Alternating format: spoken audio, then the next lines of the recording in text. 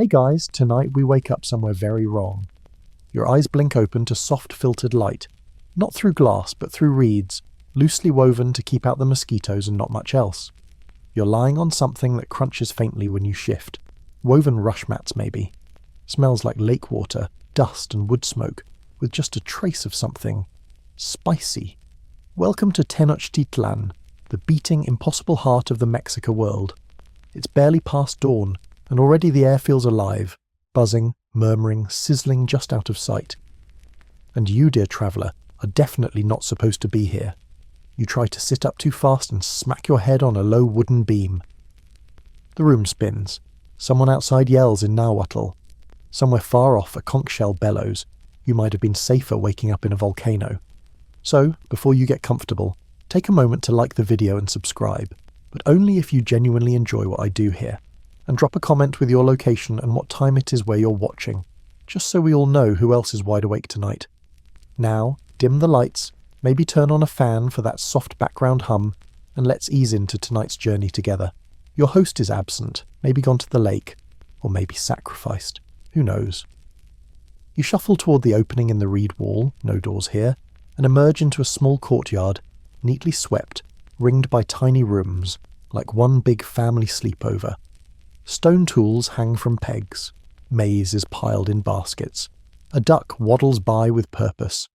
You're barefoot, underdressed, and deeply confused. Also, you're pretty sure this is one of those days historians call ordinary, which is terrifying because it means no one's going to warn you if something bad is about to happen. Your first job is finding water. Easy, right? Not when the only basin you can find is full of blue-streaked paste that smells like ashes and mint. It's probably xocolatl, the volcanic salt toothpaste of choice around here, though it looks more like something you'd exfoliate a crocodile with. You dip a finger in and immediately regret it. Still, hygiene is important. The Mexica had public bathhouses, known as temazcal, steamy and sacred. You can almost hear the hiss of hot stones underwater and the chants of the bathkeeper. But this morning, your wash is strictly DIY. Outside, the world is already awake. You step into the street, which isn't really a street at all, but a narrow strip of packed earth between walls. People shuffle past in loose tunics, heads down, arms carrying reed baskets or firewood. A toddler tries to chase a turkey. A man in a loincloth balances 3 clay pots on his head and somehow still yells at someone behind him. Then it hits you. The noise. The city hums like a hive, and you're the bee that doesn't belong. A distant drumbeat throbs like a second heartbeat. A vendor is shouting something about ocholi, a fermented pulque drink, and gesturing wildly with a gourd. 2 women argue over fish. Above it all, gulls circle and screech. You trudge forward, choosing a path at random. Turns out, it leads toward the marketplace. That would be the Tlatelolco market if you've accidentally walked across one of the canal bridges. It's the biggest in the empire, possibly the biggest in the world at the time, hosting over 60,000 people on peak days. Yes, that's 60,000. Historians still argue whether that figure is exaggerated, but even the most skeptical agree. It's huge, and you're heading straight into it with no map, no guide, and no clue what counts as polite behaviour. Congratulations. As you reach a corner, a pack of dogs rushes past. One carries a bone that's probably not from a chicken. A woman brushes your shoulder and gives you a sideways glance. Another points at your shoes, your strange, definitely not from here shoes, and whispers. You press forward, heart thudding. Every step deeper into the city feels like stepping into a painting that's somehow moving. Walls of sun-baked brick rise on either side. Some are painted in fading murals, serpents, gods, maize stalks taller than men. The street opens into a broader space where the sun flares off polished obsidian knives displayed on mats. You almost trip over a boy selling frogs. There's so much colour. Garlands of flowers hang over doorways. Cloaks are dyed in blues that shimmer like beetle shells. A man walks past with a parrot on his shoulder, casually tossing dried worms into his mouth. You turn a corner and find yourself staring at a group of women weaving on backstrap looms, their fingers flying. They don't look up. The city smells like wet stone, roasted maize, burning copal resin, and occasionally, very occasionally, something less pleasant. A reminder that sanitation here, while advanced for the time, is still more organic than you'd like. And speaking of the time, you've got no idea what it is. No sundial, no Apple Watch, no handy wall calendar, just the sun slowly rising over a city of temples and teeth. A nobleman passes, carried on a litter by 4 exhausted-looking attendants. His cloak is shimmering turquoise. He doesn't glance at you, but his guards do. They don't look happy. You turn your eyes downward and keep walking, which is good, because you nearly step on a frog again. Somewhere to your left you hear a loud cheer. It might be a street performer, or a thief caught in the act, or the beginning of a ritual offering. You turn toward it, curious, and that's the last mistake you'll make this morning.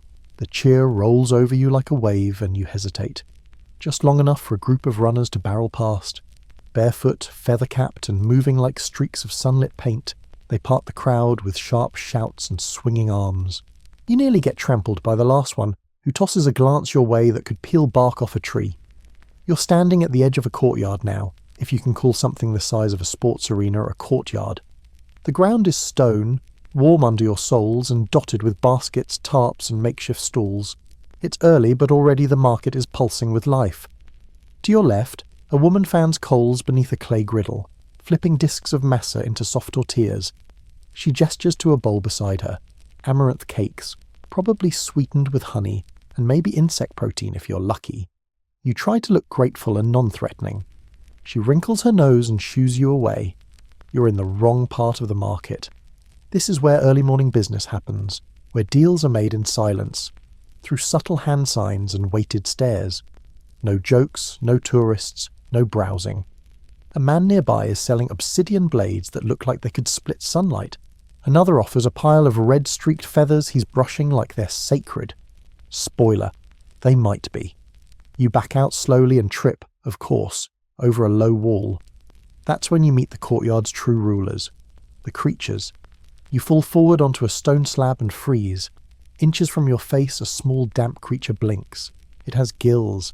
It has a smile that is not really a smile, and it's looking at you like you just woke it from a very important dream. It's an axolotl, and it's not alone. A cluster of them flop around in a wide, shallow basin carved into the courtyard floor. A boy sits beside it, lazily flicking bits of food into the water, while staring at you like you're the day's second most interesting freak. First place goes to his pet. In Tenochtitlan, axolotls aren't oddities. They're breakfast, pets, medicine, and myth all rolled into one. Some nobles even keep them in personal fountains, their frilly heads bobbing like aquatic confetti. As you scramble up, brushing dust off your knees, a nearby vendor laughs. He points toward a narrow walkway beyond the courtyard, crowded with moving bodies and boxes, the market's arteries. You head that way, relieved to escape the gaze of both amphibians and humans. But the stone path narrows into a slick slope, bordered by low walls and packed with bodies. This is not a street, it's a migration. You squeeze between a woman balancing water jars on her shoulders and a man who smells like roasted peppers and bark. His bundle of dried chilies nearly hits you in the face as he turns, muttering something about clumsy ghosts. And then you see it, a glimmer of light on water. Not a lake, not a river, something stranger. You've reached the edge of a canal. Tenochtitlan floats, literally. Built in the middle of Lake Texcoco, it rests on a network of artificial islands called chinampas, stitched together with mud, reeds, and patience. And threading between them are canals, liquid roads, bridged only where necessary. You've come to one of these crossings, and it's busier than a train station. People step onto flat-bottomed canoes like it's the subway. Some ferry traders. Others carry baskets of fruit, piles of sandals or screeching fowl tied with thin ropes. One boat has a teponaztli drum in it, vibrating gently with each ripple. You hesitate, unsure of the local ride-sharing etiquette. A boy about 12 years old grabs your arm and pulls you aboard his canoe. He says something fast in Nahuatl. You nod, which seems to satisfy him. With a wooden pole taller than he is, he pushes off from the dock and begins to guide the canoe through the water. It's not peaceful. The canal is crowded, chaotic, and oddly scented. Half lilies and mint, half something sulphurous. Your little boat creaks as it bumps another, then another. You nearly get smacked by a vendor's pole as he turns too quickly, shouting apologies or insults, it's unclear. But the view? The view is unforgettable. Floating gardens stretch out on either side. Chinampas, their rows of crops unnaturally green and perfectly ordered. Maize stalks wave in the breeze. Squash vines curl across black soil. Herons perch on stakes, blinking with disdain. And every so often, a shrine rises from the water, draped in flowers and feathers. Historians still debate whether these canals were mainly for transportation or symbolic significance. Rivers of life, of trade, of divine separation. But floating here, gently jostled by the living traffic of a city that shouldn't exist, it's hard to care. You're too busy ducking under a low bridge. Your young captain glances back at you and grins. Then he points toward the horizon, where the white glint of the great temple glows like a pyramid caught mid-yawn. You nod, because what else do you do when a child steers you toward a sacred volcano of blood? Suddenly the boat jolts. You brace yourself on the side and feel something rough. A handprint. It's not painted. It's branded into the wood. Burnt, maybe? You trace it with your thumb. The kid shrugs and mutters something. Maybe it's a protection mark. Maybe a warning. You never get to ask. A sharp shout erupts from the docks ahead. Two men in feathered cloaks are arguing. One gestures toward your boat. The boy curses softly and pulls you ashore before the argument becomes more than words. Back on dry land, you stumble forward. The market opens before you again, this time louder, denser, stranger. And you thought the axolotls were your biggest problem. Your sandals squish slightly as you step off the canoe, whether from lake water or something less poetic, you're not sure. And the stone beneath your feet vibrates with the thrum of footsteps and shouted deals. You've landed in a new quadrant of the market, and this one smells nothing like chili or sweat. This one smells like nectar, rot, and something vaguely ceremonial. Before you can find your bearings, you're ushered, more like jostled, into a tight corridor between tarpaulin awnings stretched across wooden poles. The sunlight filters through dyed cloth, painting your skin in purple and gold blotches. The crowd thickens, and suddenly you're somewhere else entirely. Welcome to the flower market.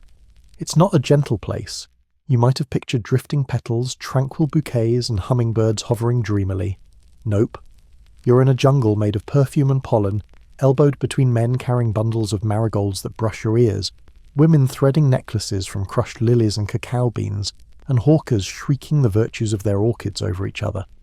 The flowers are everywhere, hanging from racks, strewn in baskets, braided into crowns. Some are fresh and vibrant, others are dry and curling like smoke. You step over a bundle of stems and almost trip into a heap of roses that smell a little too sweet. It hits you.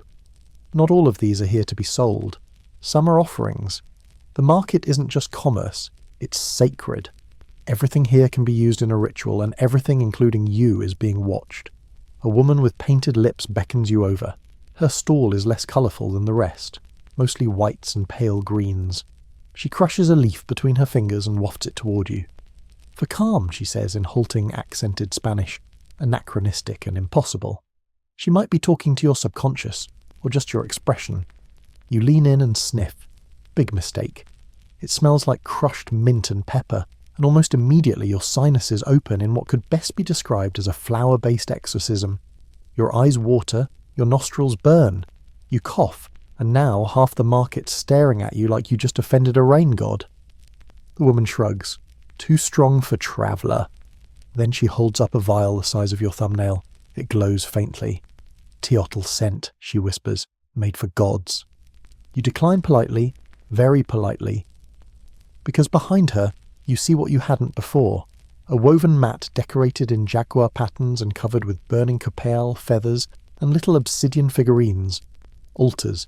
This isn't just a sales booth, it's a shrine in disguise. You back away. Behind you someone laughs. You turn to see a young boy holding a basket of xocolatl, Mexican marigolds sacred to the dead. He tries to put one behind your ear. You flinch. He frowns, then mimics your awkward posture and starts strutting like a puppet. A few vendors chuckle. It's official. You're the market's morning entertainment. You try to retreat, but instead you're swept sideways by a wave of shoppers. One man's cloak brushes your arm, and you catch a faint, sweet, musky smell, like tree sap and cocoa. It's not his scent. It's his bundle. He's carrying floral incense packets, wrapped in corn husks and tied with red string. You've read about these, burned in morning rituals to awaken gods, honour ancestors and clear illnesses. Some priests even inhale them until they pass out and start speaking prophecy. You try not to imagine what modern airlines would say about these being carry-on friendly. As you follow the current, the flowers begin to change. Fewer bright marigolds now, more subtle arrangements, white lilies, ghost pale roses, fronds of your xocolatl, heart flowers. The air thickens, the laughter fades, and even the vendors seem quieter here. You've crossed into the death flowers section. Historians still argue whether these flowers were purely symbolic or believed to carry the essence of the soul itself. But walking here, between garlands of waxy white petals and black painted urns, it feels like walking through the memory of someone else's dream. And then, in the middle of it all, you hear buzzing. Not figurative buzzing, literal, insectile buzzing. A vendor steps aside, revealing a massive clay pot with holes punched in the side. From it rises a low drone, like bees trapped in a bell. You peer in and stumble back. Inside are bees, real bees, kept warm by bundles of flowers and carefully tended incense. They drink only sacred nectar, the vendor says. They sting only liars. You laugh nervously. He doesn't. Instead, he holds up a tiny jar of golden liquid. You guess it's honey, until he unscrews the lid and lets you take a whiff. It smells like jasmine and ash and death. It smells otherworldly. It wakes the third eye, he says. Or maybe the stomach. Depends on the person. You smile, nod, and keep walking. The crowd parts briefly ahead, revealing a small altar built entirely from petals. There's a bowl at the centre, overflowing with flower garlands. A few people approach, drop a single bloom into the bowl and whisper something. You think about doing the same. Instead, you trip over a loose cobblestone and fall face first into a pile of crushed hibiscus. As you push yourself upright, the flower vendor next to you tuts disapprovingly. Should leave offering first, she mutters. You ask what happens if you don't. She smiles. Oh, something always happens. Eventually. You decide not to stick around and find out what. You stagger out of the flower market with your sinuses still tingling, and your dignity somewhere back in that hibiscus pile. Just when you think it can't get any stranger, the scent changes again, this time to something richer, meatier, spiced. A low rumble rises from your stomach like a warning drum. You've found the food stalls, and not just any food. This is the core of the culinary labyrinth that fuels Tenochtitlan's 200,000 plus citizens. Stalls stretch out like vines in every direction, each one a sensory ambush of sizzling, roasting, steaming and boiling. To your left, a woman flips maize cakes over a flat griddle. To your right, a man balances a clay bowl filled with glossy black insects, chapulins. You try not to stare, but he notices anyway and thrusts one toward you with a grin. Toasted with garlic, he says. You take it, you chew. It's crunchy, a little nutty, surprisingly delicious. You're too stunned to protest when he drops two more in your hand, says for strength, and vanishes into the crowd. The food zone is no joke. Rows of tamales wrapped in banana leaves glisten in the sun, their steam forming little halos. There's turkey stew, freshwater shrimp, roasted duck, and every imaginable kind of maize. Blue, white, red, and something that looks like it was invented by a very ambitious sorcerer. In one corner you spot xocolatls, tiny lake crayfish, crawling over each other in a reed basket. A child plucks one out and pops it in her mouth. You decide to stick with tamales for now. You point to one. The vendor unwraps it just enough to reveal what looks like shredded meat inside, dark and fragrant. You ask what kind it is. He raises an eyebrow and says, "Could be turkey, could be tlakwash." He doesn't translate. You take a bite anyway. It's delicious, but you spend the next 10 minutes nervously glancing at your hands for signs of opossum possession. Nearby, a cook is stirring a massive clay pot of thick red stew. The surface glistens with oil. You inch closer. "What's in it?" you ask. She looks at you and grins. It's a surprise. You lean over to sniff. You instantly regret it. The stew hits you like a chili-powered uppercut. Your nose burns, your ears ring. Your soul briefly attempts to leave your body through your left nostril. It's like being punched by a volcano in a velvet glove. She offers you a bowl. You decline with exaggerated politeness, and your retreat earns you a few chuckles from nearby customers. One of them, a tall man with an embroidered cloak and a jaguar-tooth necklace, slaps you on the back and says, "Next time, ask for the mild version." You shuffle away in defeat and find a quieter stall. The vendor hands you a bowl of something creamy and cool. Corn pudding, you think? Sweetened with honey? Maybe. A moment of peace. Finally. Then, a woman at the next stall calls out, "Xocolatl, fresh, spiced, sacred." Ah, chocolate. Not the sweet milky stuff you're used to. This is xocolatl, the original version, dark, bitter and served hot, often with chili, maize or even blood. Yes, blood. Scholars still argue how often sacrificial ingredients were actually added to ritual drinks, but the debate alone is enough to keep you at arm's length. Still, you're curious. You approach. She grinds cacao beans on a stone slab, mixing in ground chili, vanilla and water. The result is foamy, dark and vaguely terrifying. She hands you a small clay cup. The scent is divine. The taste? Well, let's just say it's not a Starbucks seasonal release. Your eyes water. Your throat seizes. You cough so hard you nearly drop the cup. She watches, amused. Too much chili? You nod, gasping. She leans in and whispers, "That was the light batch." You manage a weak thank you and wander off, cup still trembling in your hand. A nearby boy offers you a wedge of cactus fruit, red and speckled with tiny black seeds. You take it and let the sweetness soothe the burn. It helps. Barely. You sit on a low stone wall to catch your breath, your tongue still tingling like it made a deal with a fire spirit. Around you, people eat standing up, eat walking, eat while bargaining for sandals. You watch a woman order 6 tamales, argue over their price, and deliver them to a line of warriors lounging against a temple wall. No one thanks her. She doesn't wait for it. Food is everywhere, flowing through the city like blood through veins. It's a language, a ritual, a power play. You rise to move on, but not before a short man with a painted face offers you a delicacy in a folded leaf. You peek inside. Ant larvae, escamoles, creamy, nutty, revered as a delicacy. You hesitate. He shrugs. They say it keeps your soul anchored. You smile, take one, and try not to think about it too hard. And honestly, it tastes kind of amazing. You swallow and grin, just in time for your stomach to make a sound that could summon rain gods. Your stomach grumbles again, this time louder, possibly in protest rather than hunger. You've just subjected it to fried grasshoppers, fiery chocolate, and a spoonful of insect caviar. Frankly, it's handling it better than expected. You wipe your hands on your tunic and push deeper into the food district, drawn by the scent of something smoky and sweet. That's when you notice a cluster of people gathered around a stall, all giggling like they know something you don't. Curious, you inch closer. The vendor is stirring something in a wide, shallow bowl. You catch a glimpse. Roasted maize mixed with crushed nuts, honey, and... Wait, was that lizard tail? He lifts a spoonful toward a noblewoman. She samples it, smiles demurely, and fans herself. You, of course, step closer. Too close. He sees you. He grins. He scoops out a serving and holds it up. Special recipe, only for the brave. You look at it. Smells. Complex. Nutty. Earthy. A hint of cinnamon and... Yep, definitely lizard. You hesitate. A small crowd forms. The nobleman raises an eyebrow at you, amused. You can't back out now. You take the bite, and...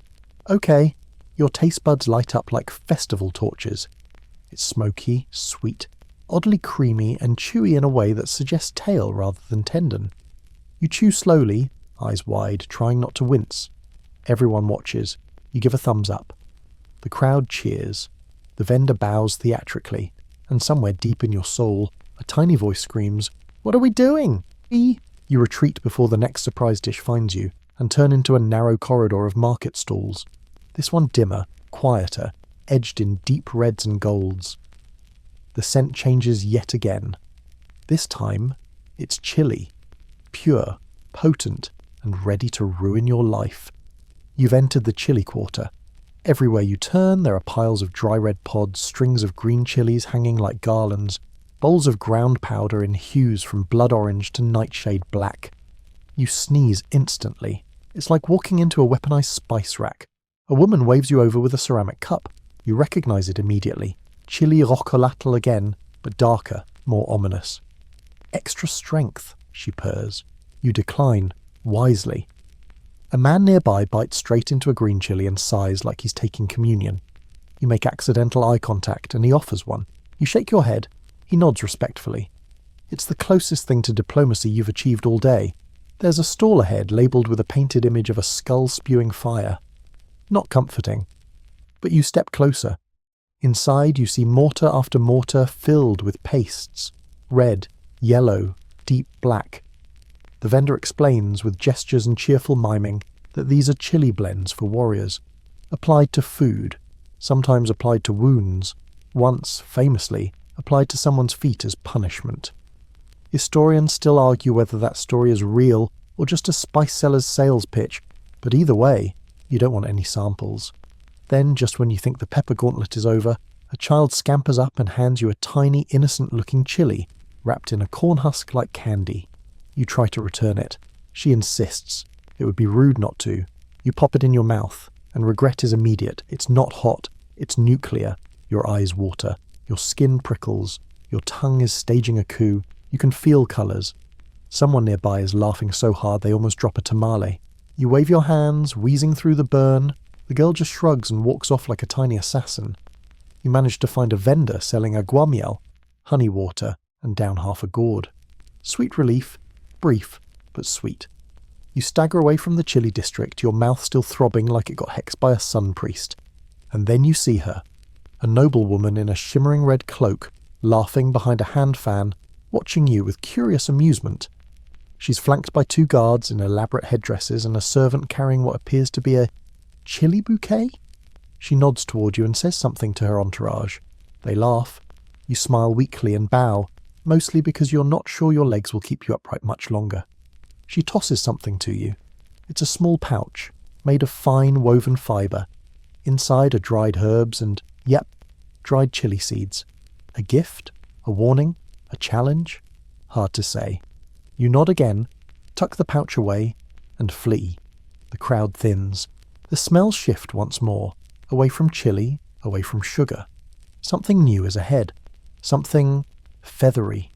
You follow the sound of quills brushing cloth, the rustle of plumes in the wind. You've survived breakfast in the market of gods, but now the gods are watching you dress. The air here feels different, thicker somehow, as if it's holding its breath. You wipe chili tears from your eyes and step into a space that seems less like a marketplace and more like the inside of a sunbeam. Every surface gleams, not with gold, not with obsidian, but with feathers. You've entered the feather quarter, and you're immediately aware of 2 things. 1, everything here is absurdly beautiful. 2, you're being watched like a loose chicken in a jaguar cage. Feathers dangle from ropes above your head in long shimmering chains. Emerald green, sapphire blue, golden red. Some stalls have fans of tail feathers spread out like peacock halos. Others display intricate cloaks, masks, or headdresses so detailed they look like they were made by moonlight and obsessive birds.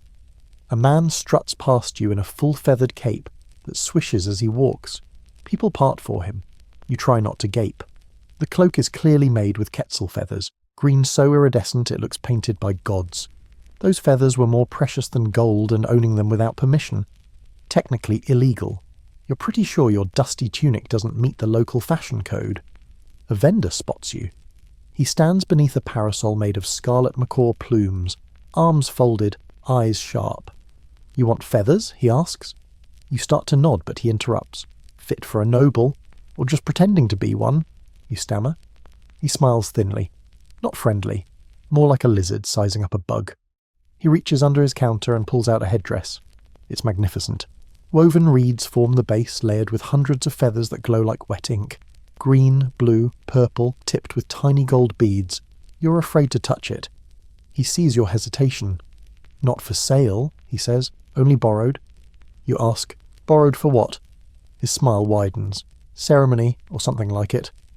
You don't get a chance to clarify before he waves you away like an annoying breeze. You back off and turn toward another stall, this one smaller, more discreet. Inside, an elderly woman is plucking feathers from a gourd-shaped pouch. She glances at you, then gestures to her wares, bundles of hummingbird feathers, glinting like stardust. You know from reading that hummingbird feathers were used not just for decoration but for spiritual protection. Warriors wore them, healers used them in rituals, even sorcerers stitched them into amulets. You ask if they're real. She raises an eyebrow and mutters, "They were alive, that's enough." You nod, you believe her. As you step away, A man next to you is arguing with a merchant over a fan made of eagle feathers. The merchant insists it was worn by a priest of Huitzilopochtli. The buyer demands proof. The fan is snatched back. The feathers ripple as if insulted. Somewhere nearby a bird screeches, angry and close. You turn to find a large cage carved from thick reeds and decorated with turquoise chips. Inside, an actual live eagle sits with its wings folded tightly. Eyes locked on yours. You freeze. You shouldn't look directly at him, someone says behind you. You jump.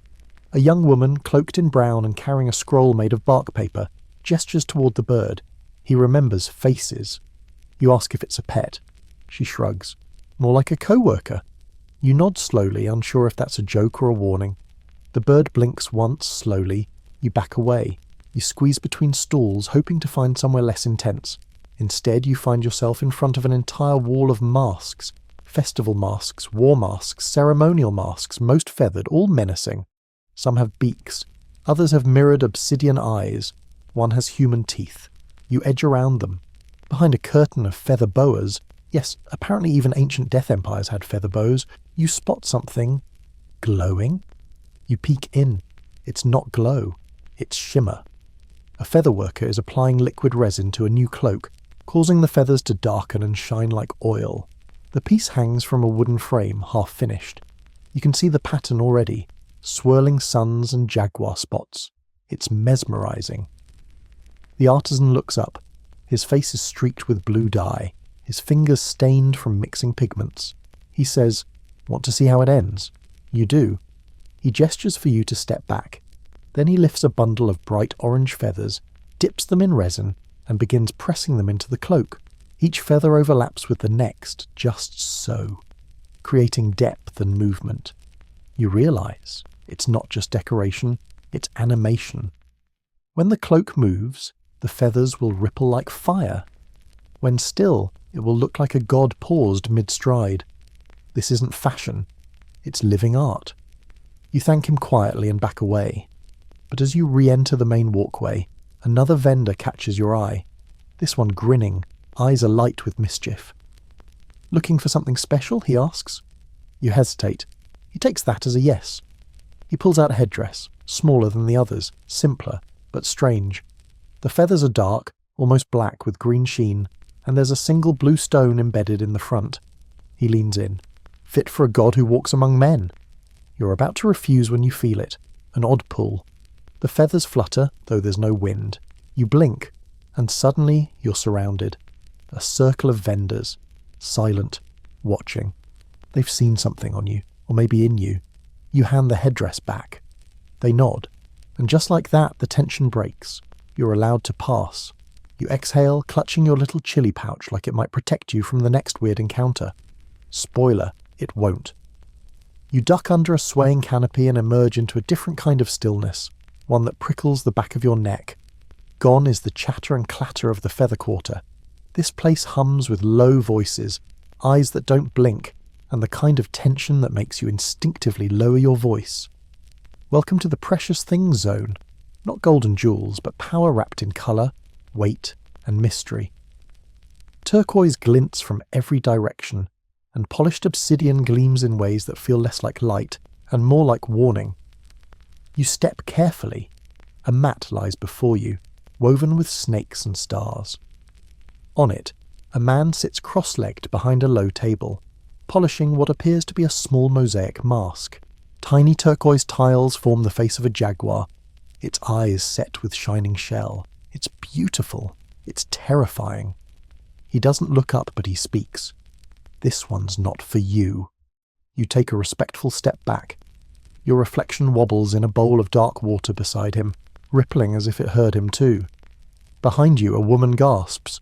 You turn to see her holding a thin, flat disc, translucent pale blue, webbed with veins of darker stone. It's a mirror of some kind, but not glass. Polished obsidian? Ground shell? A vendor insists it's Tlatelolco, the eye of the moon. "Only the high priests use it," he whispers, to see what cannot be said aloud. You try to move on, but your path is blocked by a wall of toothy jewellery. That's not a metaphor. Necklaces made from human teeth, bracelets strung with jaguar fangs, amulets carved from what you really hope is just carved bone. You glance at a merchant wrapping one of these pieces in palm fibre. His fingers are inked with tiny glyphs. He looks up and says, "Protection," then adds, "from spirits," or people. You believe him either way. There's a hush here, broken only by the clink of shells and the soft grinding of stone. You pass a stall where a craftsman hunches over a bowl, carefully placing crushed spondylus shell, a bright orange mollusk from faraway seas, into a carved groove in the shape of a serpent. You wonder how it made its way here, hundreds of miles inland. Trade routes? Tribute?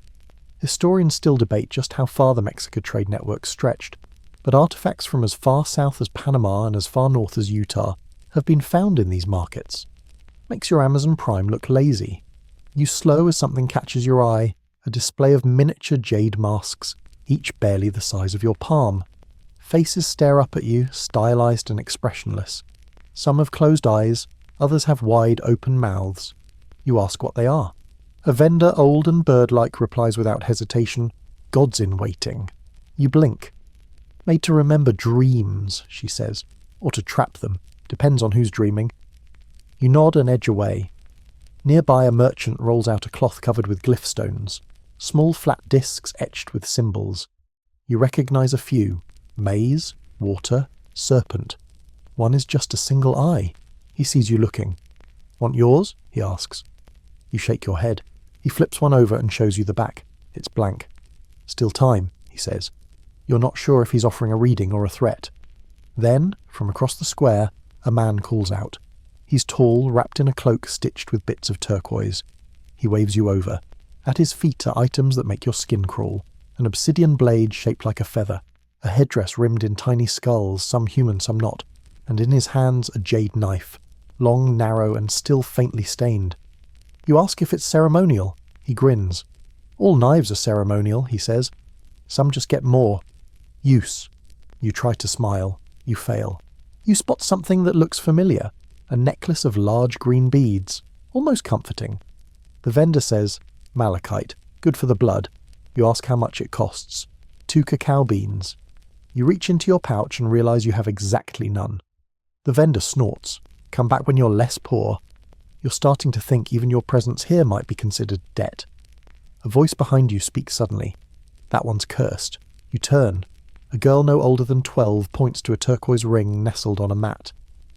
It belonged to a man who laughed during a funeral. You ask what happened to him. She shrugs. "Not sure, but no one's worn it since." You decide not to touch anything else. You weave between stalls, each one more enigmatic than the last. Someone's selling snakeskin pouches. Another has bowls filled with red powder labelled only speech dust. You have so many questions, and exactly none of them feel safe to ask. You finally find a path out, narrow, shadowed, quieter. But as you turn to leave, you catch one last display. A set of ear spools, obsidian and gold, shaped like little sunbursts. "Wear them," a woman says behind you, "and the gods might hear you." You ask if that's a good thing. She doesn't answer. Instead, she hands you a small feather. Blue, glossy, possibly hummingbird. "For balance," she whispers. You take it. You nod. And you keep walking. You don't realize you're clutching the feather like a talisman until the next part of the market opens, and you're suddenly surrounded by weavers with knives, dyes made of bugs, and cloth that may have once belonged to a sacrificial priest. You thought the jewellery district had teeth. Fashion here bites back. Your feet take you forward, but every part of you wants to pause. Something about this next stretch of stalls makes your skin prickle, like you're being measured, judged, and possibly fitted for something you didn't ask for. Welcome to the clothing quarter, where every colour, thread, and fibre tells a story, and not all of them end well. At first glance, it's beautiful. Cloaks flutter from poles like banners, woven cotton dyed in rich reds, deep blues, dusty yellows. Tunics lie folded with near reverence atop mats. Looms creak gently as women work thread through wood, their movements rhythmic, practiced, and slightly threatening in their precision. But look closer, and the glamour begins to fray. A row of maguey fibre shirts hangs beside tunics dyed with cochineal, the crimson pigment made from crushed insects. It's stunning, vivid, almost glowing. You reach out, but before you can touch, a hand grabs your wrist. Not that one. You turn. A vendor stares at you, her eyes sharp beneath a black headscarf. That was made for a warrior who never died. You stammer something about not planning to wear it. She studies you, then releases your arm. You decide to keep your hands to yourself. Further along, a man is holding up a full ceremonial tilma, a cloak dyed with layered glyphs, serpents, hearts, flames. It's gorgeous, but heavy. Too heavy.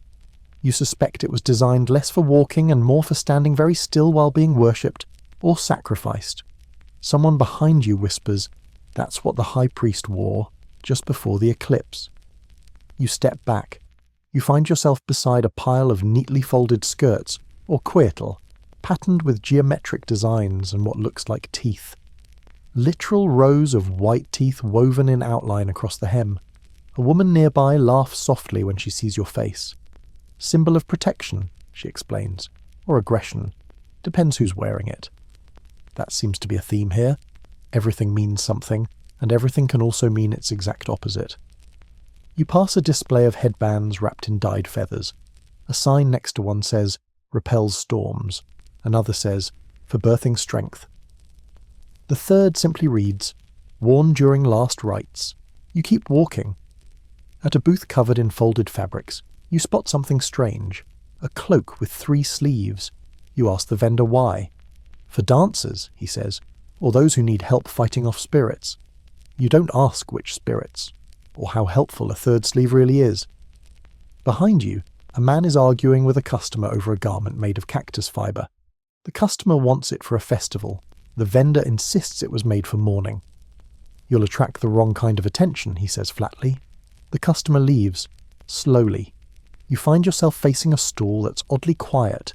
No vendors shouting prices, no music, just rows of garments in a deep rusty red. A woman stands behind the counter. She doesn't speak. She just looks at you, then down at a folded garment on the mat in front of her. It's a robe, intricately embroidered, threads woven with obsidian dust. It seems to pull light inward. You ask what it is. She says softly, "The last thing some people ever wear." You manage a smile. "Like wedding robes?" She stares. "No." You decide it's time to move on. Nearby, a cheerful vendor waves you over, beckoning with handfuls of bright-dyed cotton. His teeth are stained blue, and he grins like he's had too much fermented agave. He offers you a starter kit for dressing like a noble. It includes a short tunic with embroidered frogs, a belt dyed with annatto, and a hat shaped suspiciously like a jaguar paw. You politely decline. He leans in. "You know, nobles never dressed themselves," he says. "They had assistants. Dressing wrong? Could get you fined, or mocked." You glance at your own wrinkled tunic and mystery-stained sandals. You're already guilty. A man brushes past you wearing what looks like an ordinary cotton wrap, until he turns and you see that it's patterned with dozens of tiny eyes, each stitched with obsidian thread. The eyes seem to move when he walks. You blink. He's gone. You turn to see a group of children playing with scraps of old cloth, tying them into masks, tossing them in the air, chasing each other through the corridor. One wears a half-torn xocolatl, pretending to be a priest. Another wraps herself in an oversized nobleman's cloak and declares she's eaten the moon. You try not to ask. Just ahead, a group of warriors stand still as statues while a tailor adjusts their tunics. You see cotton armor padded with salt crystals. One warrior's shoulder guard is carved from what appears to be turtle shell. Another's cape is soaked in black dye so dark it makes him look like a walking shadow. The tailor waves at you. "Need something custom?" he asks. You mumble something about just looking. He nods and gestures toward a cloak on the far rack. It's beautiful, simple, dark blue with a border of gold-threaded spirals. You step closer. Something feels off. Then you notice the faint discoloration across the chest, a rusty smear. Blood? You take a step back. The tailor shrugs. Battle-tested. You leave it where it is. At the end of the corridor, a final display catches your eye. A bundle of garments wrapped in green cloth resting on a pedestal. No price, no vendor, just a woven sign that reads, "Tribute received, awaiting ceremony." You wonder who it's for, then you realize there are no other garments like it in the market. You turn away and walk faster. You're not being dressed. You're being prepared. And somewhere beyond these stalls, someone already knows your measurements. You need a breather. Your pulse is still skipping from that blood-stained robe, and you swear the feathered collar of your borrowed tunic just moved on its own. You duck through a narrow archway, barely wide enough for your shoulders, and find yourself in a quieter corridor. Stone underfoot, murals overhead, less market, more passage.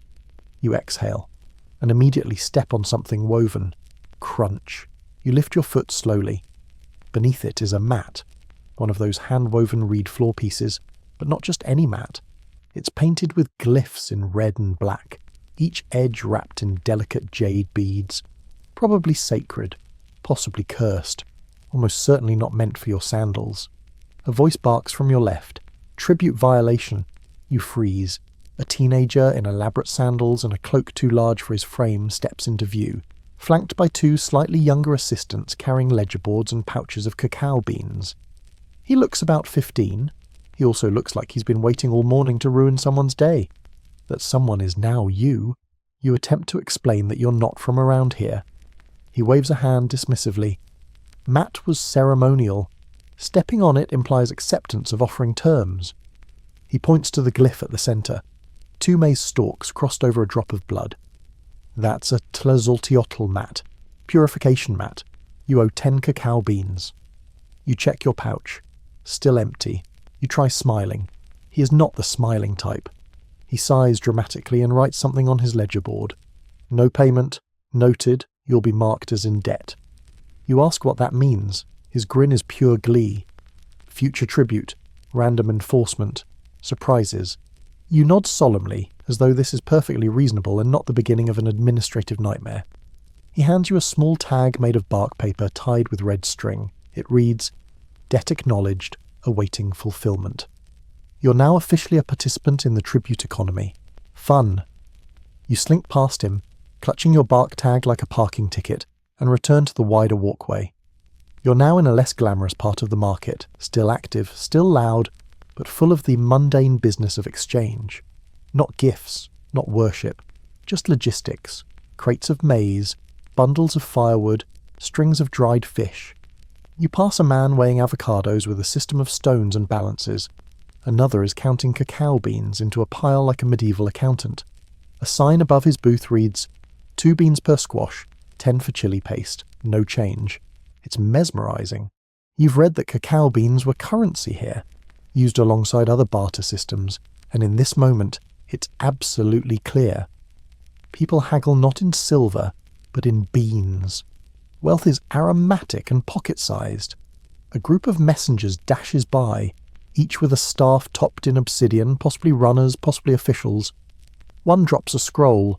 You pick it up, glance at the glyphs, and hand it back. He nods, but doesn't speak. You suspect you weren't supposed to read that. You pass a stall where a woman is sorting tribute items into neat piles. Smoked fish, dried flowers, painted shells, parrot bones. A sign beside her reads, Quarterly Imperial Collection, no substitutions. You ask what happens if someone's tribute is rejected. She shrugs. Double neck cycle, or replacement in blood. You smile tightly and move on. Just ahead, a man in a jaguar print skirt waves you over. Interested in tribute insurance? He asks, grinning. You think he's joking. He is not. For the price of 10 beans now, he promises exemption from minor fines. You ask how he enforces that. He taps the blade tucked into his belt. You say you'll think about it. You won't. As you continue walking, you notice the tribute system is more than just bureaucracy. It's identity. People are marked by what they owe, by what they can offer. You pass a woman holding a bowl of feathers, waiting for someone to inspect her contribution. A young boy offers a painted turtle shell and waits for judgment. He's waved through. You, still beanless, are now a cautionary tale. You reach another stall, this one offering ways to earn tribute tokens. You raise an eyebrow. A man with an elaborate lip piercing explains, Carry crates for merchants, deliver food to officials, clean altars, kill a rat. 5 options, your choice. You politely decline. He smiles. You'll be back. And you believe him. Further down, a robed man with a hawk on his shoulder is organising shells into geometric shapes. You ask what he's doing. He says, Interpreting tribute flow. You stare. Each quadrant sends tribute. Each pattern means something. Disease, war, celebration, omen. You ask if he sees anything unusual. He looks up. Yes, you. That's your cue to leave. Just as you round a corner, a small girl tugs your sleeve and holds out a single cacao bean, her face serious. You take it, stunned. She says, "You dropped this." You shake your head, say thank you. She vanishes into the crowd. You turn the bean over in your hand. Light, smooth, more valuable than it looks, and just in time, because ahead, a man in an ivory tunic and carved bone headdress is unrolling a scroll and pointing to people. One by one, they step forward and pay their dues in feathers, food, or fingers. Don't ask. When he sees you, he squints. Debt tag? You show it. He raises an eyebrow. You hand him your single cacao bean. He examines it, then nods. Payment accepted. For now. He tears your bark paper in half. You exhale, not entirely relieved, because just behind him you glimpse what's next. Rows of mannequins, some headless. Cloaks stiff with age, displays of obsidian blades arranged like fans, and a sign painted in red across the archway. Dress for the gods, or be undressed by them. You step cautiously under the arch, your bark tag now reduced to shreds in your pocket, your single cacao bean spent, your dignity hanging on by a feather, literally the one still tucked in your belt. The air beyond the tribute zone is heavier, quieter, and tinged with a scent you can't quite name. You've entered the ceremonial fashion district, and right away you understand something important. This isn't about what people wear. It's about what happens after they wear it. Garments hang in still rows on thick cords stretched between carved poles. These aren't the breezy cloaks or dye-soaked tunics of everyday trade. These are stiff, embroidered, layered in symbolism and ritual. Some are bone white, others soaked in deep indigo or blood red. Many bear glyphs, some recognizable, others eerily abstract. A few look less sewn and more bound. You pause before one particular garment, a robe of rough cotton, dyed entirely black, decorated with embroidered snakes eating their own tails. You reach out instinctively. Don't. The voice is quiet. You look to your left and find a tall woman seated beside a basket of folded robes. Her eyes are lined with soot. A smear of red powder marks her cheek. "That one is for the firewalkers," she says. "They wear it once, then never again." You ask if they burn the robe. She shakes her head slowly. They bury it, and sometimes it returns. You do not ask for clarification. Further down, you pass a small mannequin cloaked in yellow feathers, its head wrapped in a sun-shaped mask. It's no taller than a child. At first you assume it's a display for ceremonial garb. Then you notice the stone platform it stands on is marked with flower petals, drops of dried copal, and something darker at the edges. A memorial, not a mannequin. You look away. To your right, a man lifts a folded robe from a steaming basin and lays it on a mat. The steam smells sharp, sour herbs, whetstone, and lime. He presses his hand against the cloth and closes his eyes. Not washing, not dyeing, blessing. Ceremony clothing, you realize, is not about comfort. It's not about warmth. It's a uniform for the god's attention.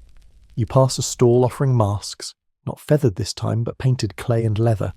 They're less elegant, more primitive, and all of them are angry. Jaguar faces snarl beside skeletal smiles. One is painted completely black, except for the teeth. Those are real. A merchant steps from the shadows and says, "Funeral masks, each worn once." You ask, "By the dead?" He smiles. "Sometimes." Just past that, you come to a line of garments hung on tall wooden frames. Each is labelled in painted glyphs. Rite of Rain, Feast of the Flayed, New Fire Year, Skyblood Ceremony. The last one features a chest plate that is unmistakably fashioned from polished bone. You edge closer to a stall with a small crowd gathered around it. The merchant, wrapped in a cloak of ochre and green, holds up a robe dyed in concentric circles of red and yellow. He proclaims it was worn by a priest during a solar eclipse, and that it still hums with warning. The robe does not hum, but the air around it seems unsettled. Someone offers 30 cacao beans. He refuses.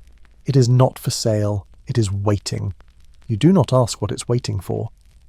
Around the corner you see a wall of headdresses, not festive ones, but ceremonial, heavy and clearly dangerous. One is made entirely from eagle feathers, woven around a band of jaguar skin. Another appears to contain obsidian shards arranged in a sunburst. You stare at one that looks disturbingly like a flayed human face stretched over a frame. A man next to you whispers, "Zip totek." You nod like you understand. You do not. You keep moving, but the air seems to thicken. A pair of women passes you carrying folded robes between them on a wooden tray. You catch a glimpse. The robes are soaked through, dark red. They nod politely and vanish into a stone-walled chamber marked with handprints. A vendor catches your gaze and beckons. He gestures to a set of small, tightly folded garments placed atop a mound of flowers. "Garments of the chosen," he says.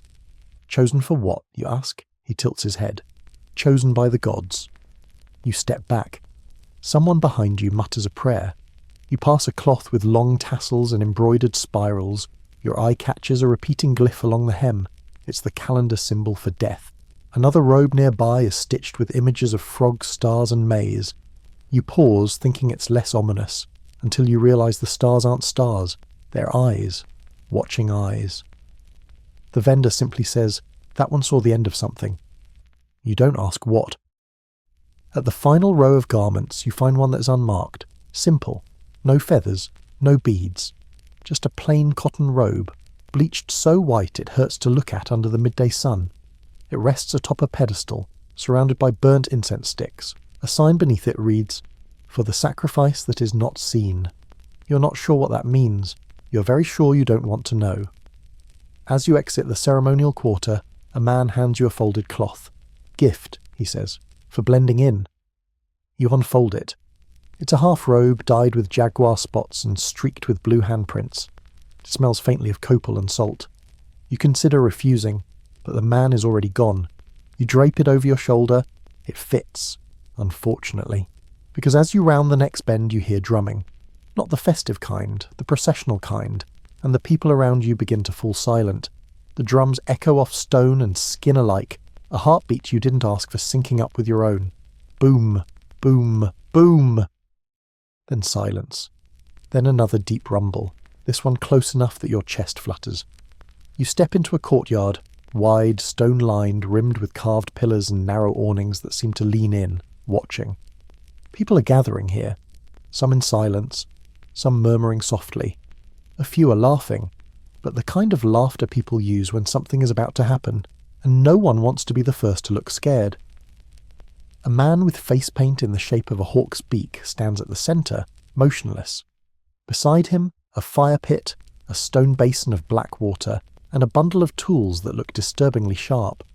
You think you've stumbled into a ritual. You're wrong. You've stumbled into a tattoo booth.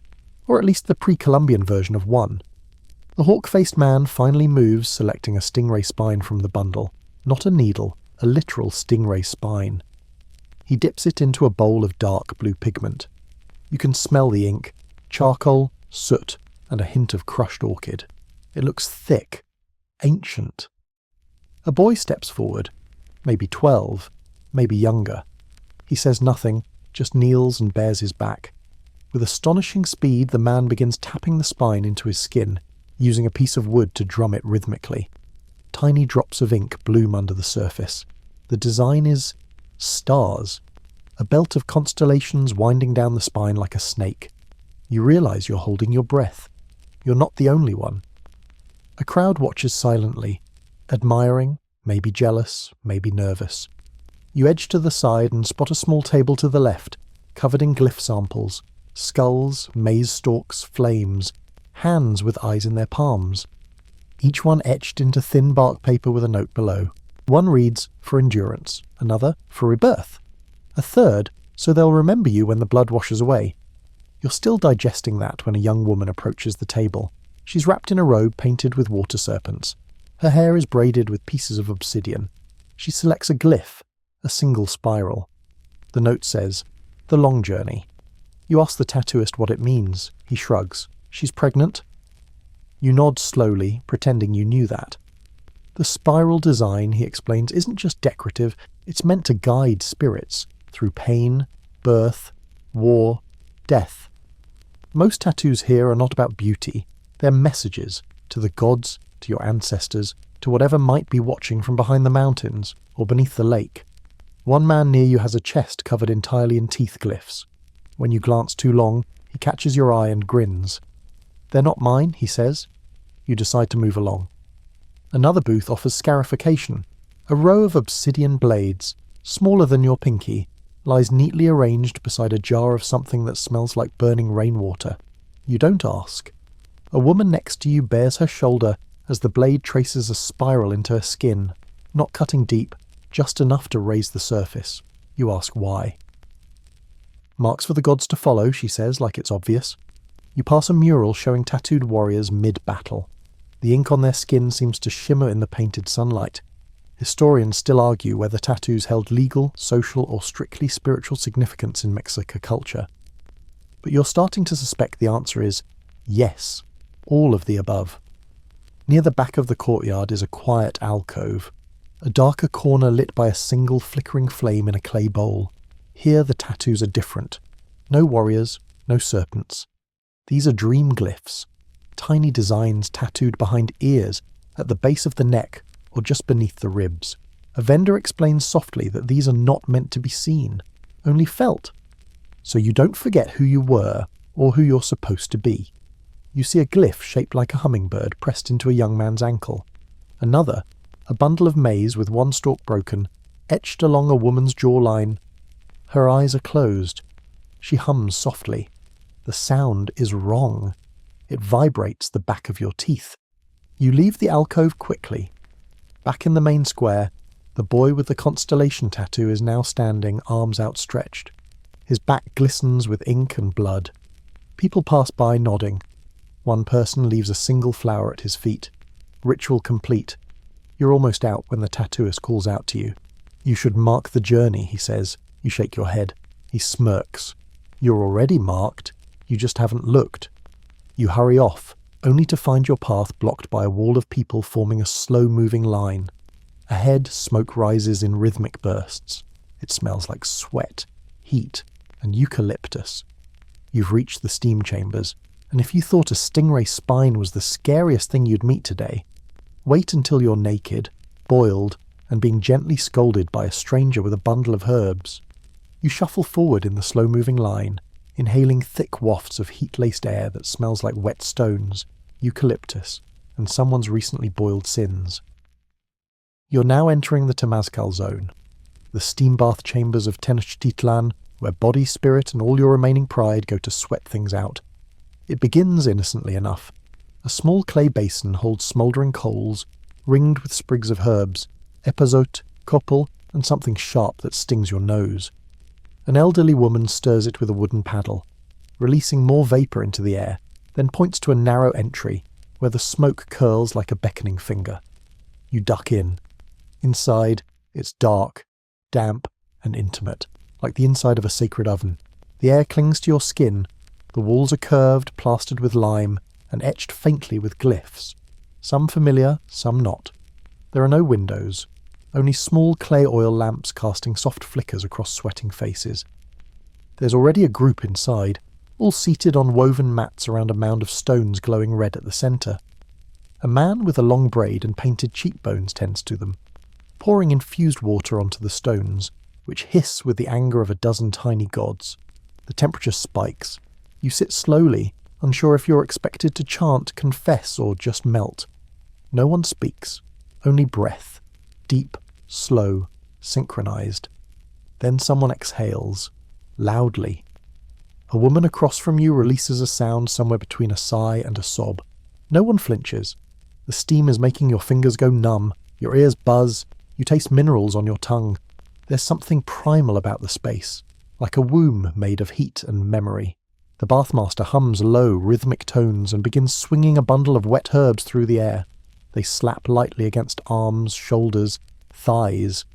When he reaches you, the leaves thud gently against your neck, releasing bursts of mint and smoke and something else. Something metallic. He leans in and whispers, "Breathe deeper." You do. You shouldn't have. Visions don't exactly begin, but they emerge. First, it's flashes of faces. Some you've seen in the market, some you've never seen. Then animals, jaguar, snake, hummingbird. Not real ones. Glyphs, burning into your mind's eye, rotating slowly. The man across from you inhales sharply, then begins to sing. It's not a melody so much as a long rising note, bending in and out of rhythm. The others join in. You do not. Mostly because you've just realised the pattern of glyphs on the walls matches the ones you saw on those dream tattoos. The bathmaster pours more water onto the stones. The hiss this time sounds like language. You cough. Your sweat has sweat. A woman beside you is whispering a prayer to Xocolatl, goddess of beauty and rebirth. Another is muttering something that might be a curse, or a recipe. Someone behind you whispers your name. You turn. No one's there. That's when you spot the offering bowl in the corner. Small. Clay. Filled with petals, herbs, and teeth? You do not ask. Historians still debate whether the temescal was strictly medicinal or spiritual. The answer, here, is clearly yes to both. It purges illness, bad dreams, shame, maybe even taxes. Eventually the singing fades. The bathmaster opens a flap at the far side, letting in a stream of cold air. The relief is instant, like being reborn. A little damp, a little dizzy. You step out into the daylight, blinking, squinting, steam curling from your shoulders. Someone hands you a cool cloth. Someone else offers you a cup of cacao. No chili this time, just warm, bitter grounding. You've survived the bath. You're dry for approximately 5 minutes. Because next to the steam chambers is a ritual smoke circle, where a crowd gathers around a central fire. A conch shell bellows once, deep and mournful. A performer steps into the circle. She wears a feathered cape and a jade mask. Her arms are painted with swirling cloud glyphs. She holds a smoking censer that belches grey plumes into the air. Then she begins to inhale it. Not delicately, not poetically. She takes it in like air, like hunger. Then she screams. It's not pain, it's prophecy. The scream rises into a tone that's not human, not entirely. She stumbles forward, arms flung wide. Her voice becomes a chant, then a hiss, then a whisper. One of you does not belong. A few heads turn. Yours is one of them. Another performer enters the circle. This one wears a cloak made of bones and a crown of burning incense sticks. He mirrors her movements exactly, like a shadow with its own agenda. They circle each other, chanting, laughing, weeping. Then they stop. Both of them point in your direction. Someone in the crowd mutters, "They always know." You try to disappear, but a hand pulls you forward. The bone-cloaked performer reaches into his censer and tosses something into the flame. It flares blue. He leans in and whispers, "You've been seen." The feathered one offers you a charcoal smear on her fingertip. You hesitate. She nods. You press your forehead forward. She marks you. And just like that, they both vanish behind a veil of smoke. The crowd murmurs. Someone pats your shoulder and says, "Congratulations." You ask, "For what?" They reply, "Being noticed." You're not comforted. You step away from the smoke circle, forehead still tingling from the charcoal mark. People part around you now, just a little. Some nod, some avoid eye contact. One old woman looks at you like she's already preparing your obituary glyph. It's subtle, but the energy has shifted. You're not invisible anymore. You're recognized. And that's not always a good thing. You duck into the next alley to catch your breath, only to find yourself nose to nose with a jaguar cub. It blinks at you. You blink back. It yawns. Rows of tiny, perfect, murder-ready teeth. Then stretches lazily across the stone path like this is its personal sun deck. Which, judging by the lack of protest from anyone nearby, it absolutely is. A long reed leash is tied around its neck, but the leash trails into the shadows where it's been loosely looped around the ankle of a scribe. He sits cross-legged on a low mat, calmly writing with a reed stylus on a bark paper scroll. The cub sneezes. The scribe doesn't flinch. You ask if it's safe. He looks up.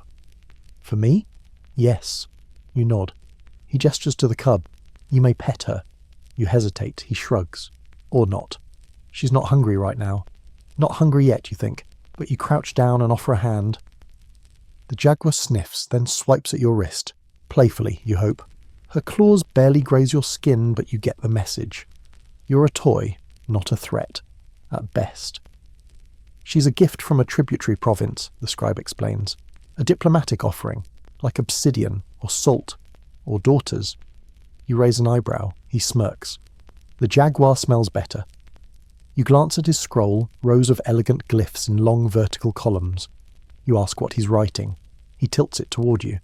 Observations, movements, names, faces. You notice the ink hasn't dried on the bottom row. One of the glyphs looks unsettlingly like you. He adds another. You ask if he writes for the priests. No, he says. They wouldn't like my style. You ask who then. He just says, someone who reads very carefully. The jaguar yawns again. You get the distinct impression that was your cue to leave. You wander back into the main avenue. As the stone path widens again, you notice more scribes tucked into corners. Some sit in pairs, murmuring. Others dip brushes into ochre and grindstones. A few work on massive scrolls spread across woven mats, each covered in stylized images, gods, temples, celestial alignments. One scroll shows a bird flying upward while a serpent dives, both chasing the same star. You ask one woman what she's drawing. She replies, truth. You ask if she ever runs out of space. She laughs. Only in this world. The scrolls aren't just records. They're living diagrams of the universe, interpretive, sacred, and occasionally rewritten. One old man near you is scraping off an entire column of glyphs with a shard of obsidian, muttering, the date was wrong. The omen was off. The priest sneezed. You realize you're surrounded by observers, people who write, watch, remember. You try not to act suspicious, which of course makes you look like a man trying very hard not to act suspicious. A nearby scribe narrows her eyes. You nod and move on. At a small booth under a woven canopy, a woman is engraving something onto a shell. You step closer. The glyphs are tiny, intricate. You ask what they mean. She answers, private names, true names. You step back. You pass a stall selling reed pens with obsidian tips. Another offers ink from sacred flowers. You recognize the scent from the steam baths. Someone nearby is buying a packet of powdered dye labelled 4 Dreams. Just past that, a group of youth, maybe novitiates, are seated around a master scribe copying glyphs with painstaking slowness. One boy is clearly struggling. He leans too hard on the brush, smears the ink, sighs. The teacher scolds gently, even the gods don't hurry the sun. You smile, but the smile fades as you notice something beyond them. A wall of names painted onto clay tiles, dozens of them, hundreds, arranged in concentric rings like ripples from a stone. Some names are crossed out, some are glowing faintly under morning sun. You feel an itch between your shoulder blades. Someone is watching you. You turn. The scribe with the jaguar is there again, scroll under one arm, cub at his side. He points to the wall. Names are added, he says, and sometimes removed. You ask how. When someone changes, he replies, or is chosen. You ask what happens to the ones who are removed. He says nothing. The cub growls, low, soft, vibrating your ribs more than your ears. You ask if your name is up there. The scribe smiles. Not yet. You walk away quickly. A breeze rises. Feathers rattle somewhere behind you. The charcoal mark on your forehead begins to itch. You turn a corner, hoping to blend into a new crowd. You walk straight into a line of youths in ceremonial paint standing silently. They don't move. They just stare. They've been waiting. For you. You stop mid-step, nearly colliding with the first in line. A boy no older than 13, bare-chested, his skin streaked in white ash and ochre spirals. He doesn't blink. None of them do. The whole row of them, maybe a dozen, maybe more, stands shoulder to shoulder across the narrow path unmoving. You try to go around, they shift. Not menacingly, just enough to remind you that you're not getting past without being seen. Again, these are acolytes, and you're standing in their way. Behind them, a tall figure steps forward from the shadows. He's older, 18 maybe, but his face carries the stillness of someone who's either meditated for 10 years or hasn't had a full emotion in 5. His tunic is dyed black, ringed with silver shell beads. His eyes scan you like he's reading a passage in a holy book, one that just changed meaning. You're marked, he says. You nod. He gestures toward the line behind him. So are they. They're learning what to do with it. You ask what exactly it is. He doesn't answer. Instead, he points to your forehead. Did they give you the charcoal willingly? You nod. He tilts his head, considering. Then steps aside. The boys do too, moving in perfect synchrony. No signal, no speech, just a ripple of obedience. You walk through the line. One of the acolytes murmurs something as you pass. You catch a word. Zompantli, the skull rack. A bad sign or just a bad joke? You don't ask. The path opens into a courtyard paved with smooth stones. Bright light from above. Faint smell of copal and something else. Metallic, warm, and unsettlingly familiar. The space is quiet. Not empty. Just waiting. Several of the acolytes file in behind you. They fan out in silence, forming a wide circle along the courtyard walls, watching. Not hostile, not friendly, just present. You feel like a participant in a test that no one told you were taking. From the far side, a priest enters. You know he's a priest because no one else walks like that, with slow, deliberate steps that carry centuries. His robe is midnight blue, covered in hundreds of tiny obsidian chips that catch the light like blinking eyes. He stands in front of you, says nothing, just holds up a mirror. It's not glass, it's polished obsidian, perfectly black. It reflects your image, but warped, not by the stone, by something else. You don't recognize yourself. The mark on your forehead glows faintly in the mirror. Your eyes look ancient. The feather tucked in your belt flutters once, though there's no wind. You've seen too much, the priest says at last. You nod. You're not done. You nod again. He waves a hand, and the acolytes begin to move. They approach in pairs, each carrying a bundle. Some with herbs, some with scrolls. One carries what looks like a small skull wrapped in cloth. You flinch. He smiles. Ceremonial, not recent. Each pair stops in front of you, offers their object, then steps back. No explanations. Finally, the lead acolyte, the older one, hands you a small gourd filled with blue powder. To see without eyes, he says. You ask what you're supposed to do with it. He shrugs. Depends how much you want to know. You don't want to know, not really, but you take it. A drum sounds in the distance, faint, slow, echoing across stone. The priest bows slightly, then turns and vanishes into a shadowed archway. The circle breaks. The acolytes begin to walk away one by one. None look back. Only the eldest remains. He walks beside you in silence for a while. Finally you ask, "Why me?" He says nothing at first. Then, "Because you're walking the path backwards."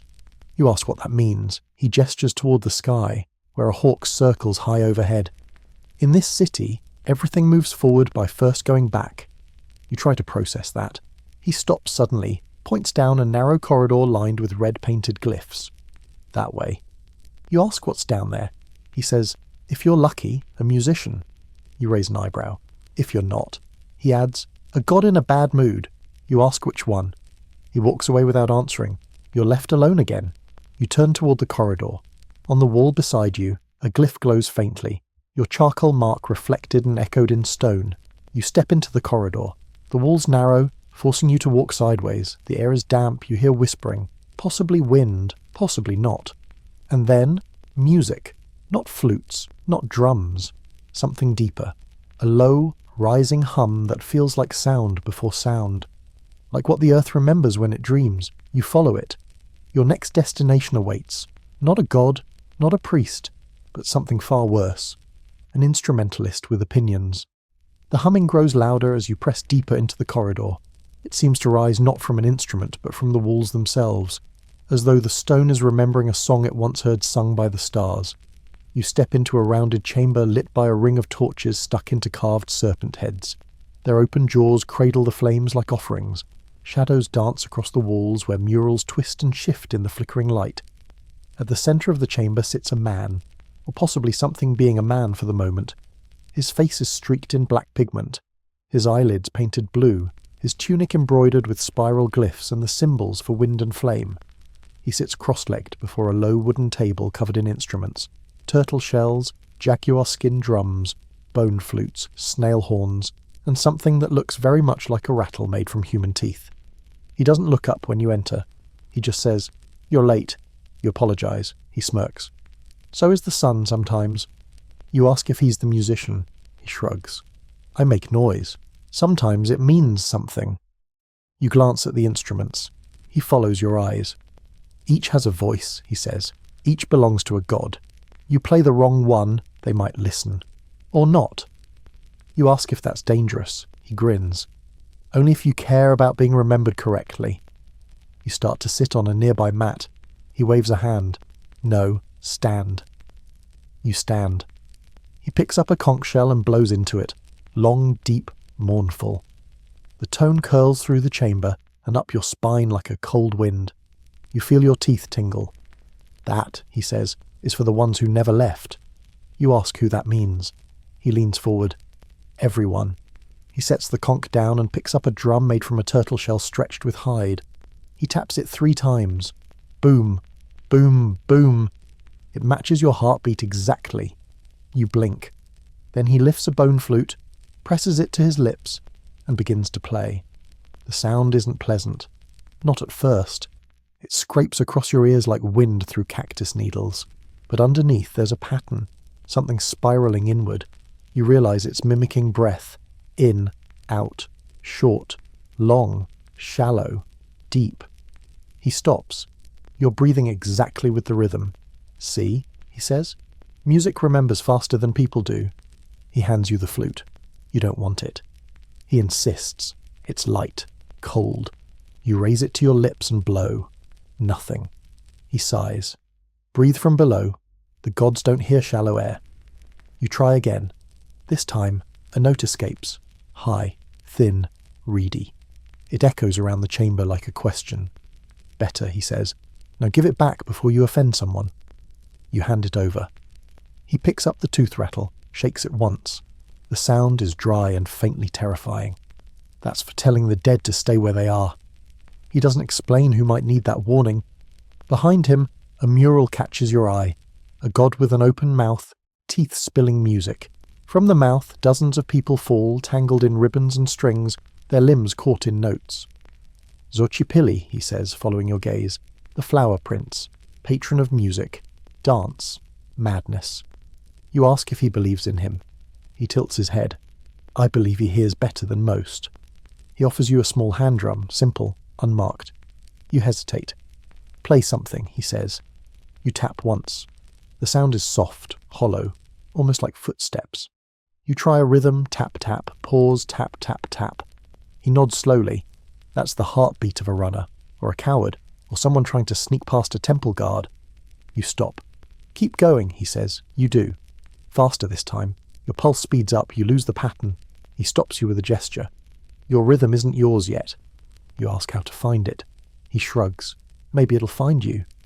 He reaches under the table and pulls out something wrapped in cotton cloth. He unwraps it slowly.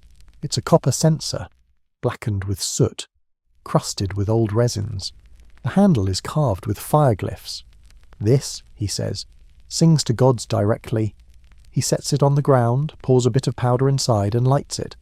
Smoke billows out, thick, twisting. It smells like cinnamon, blood, and wet leaves. He begins to chant softly. You don't recognize the words, but they tug at something in your chest. Then suddenly he stops. The smoke has coiled into a shape. You see a jaguar's face in the fumes. Its eyes blink. Once, twice, then vanish. He exhales. They're listening now. You glance toward the exit. He stands, wipes his hands on his robe, and places a small rattle in your palm. Take this, he says. Not for music, for silence. You nod. Before you can leave, he adds one final note. If you hear your own voice out here, don't answer it. You turn toward the corridor.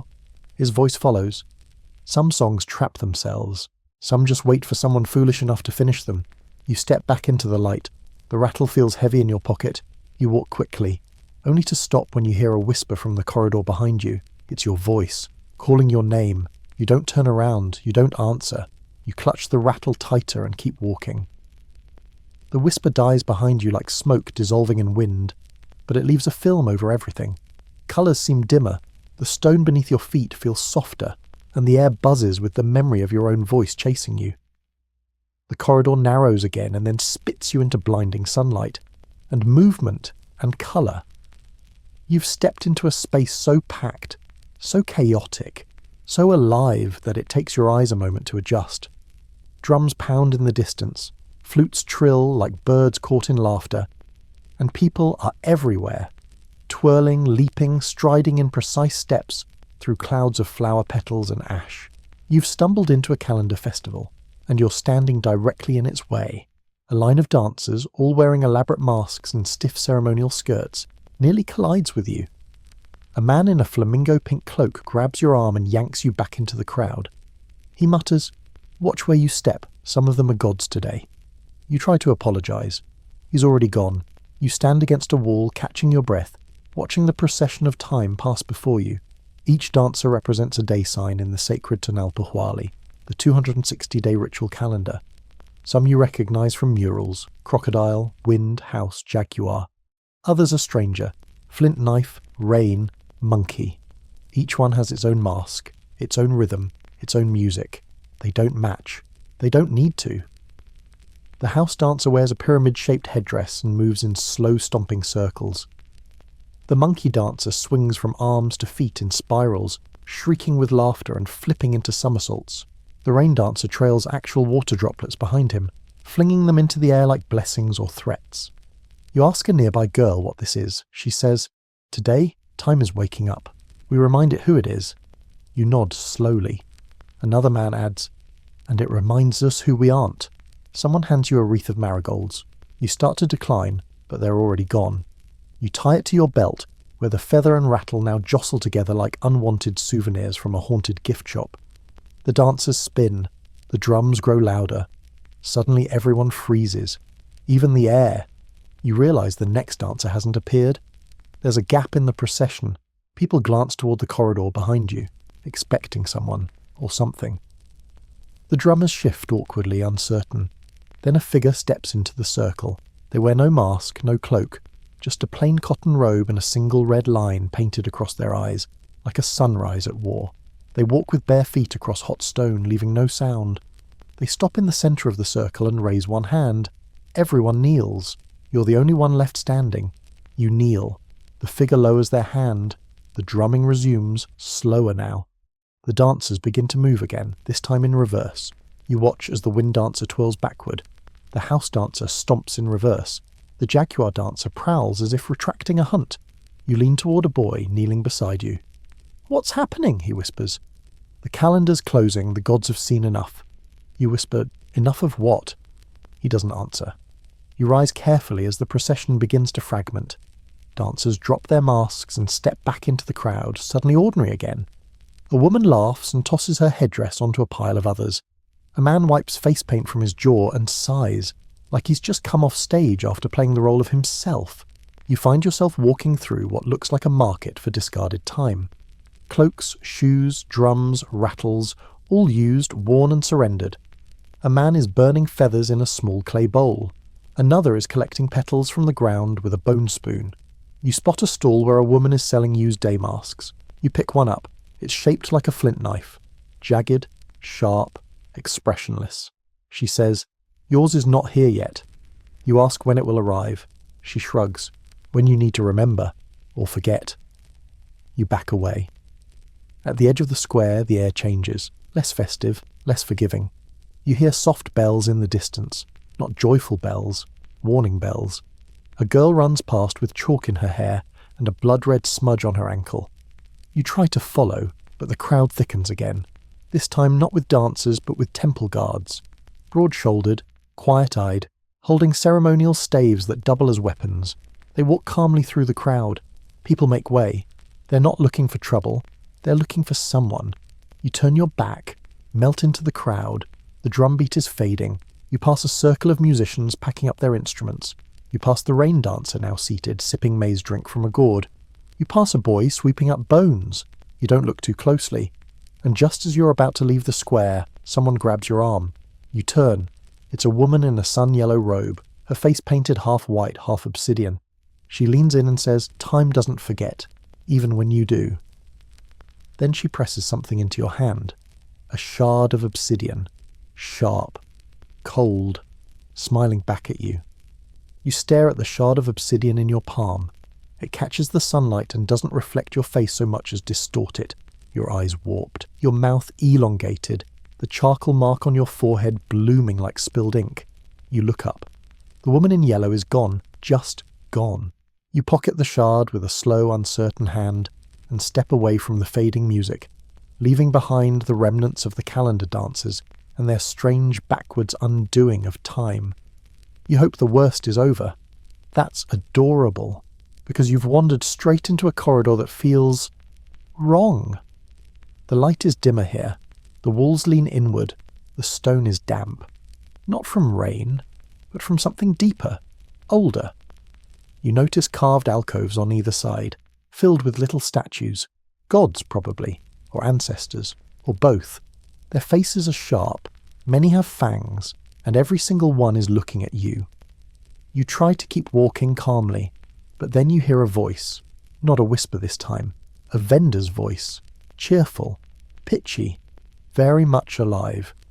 Gods, beautiful gods, tiny gods, real ones. You round the corner and find a stall with a canopy of bones and feathers, a low table crowded with idols, some carved in stone, some moulded from clay, some glittering with inlays of shell or obsidian. Each one has a tiny painted face, wide staring eyes, and an energy that can only be described as aware. The merchant, short and stooped with a tuft of white hair and a grin too wide for comfort, beckons. You need one, trust me. They'll pick you if you don't pick them. You try to wave him off. He grins harder. Too late for waving. One's already watching. You glance down. A small idol, barely the size of your fist, is leaning at an angle against a bowl of maize flour. It's carved from green stone, possibly jade, and shaped like a hunched figure with large eyes and a crescent mouth. You're not touching it, but it's vibrating. Just a little. Just enough that you're certain the ground isn't shaking. It is. You step back. The merchant clucks his tongue. Ah, don't be rude. At least offer a bean. You reach into your pouch. Of course, empty. He clicks his tongue again. Tell you what, I'll give you a discount. One promise. You blink.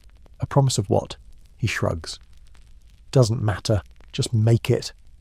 You smile awkwardly and back away, but not before the idol tips slightly toward you on its base. You bolt.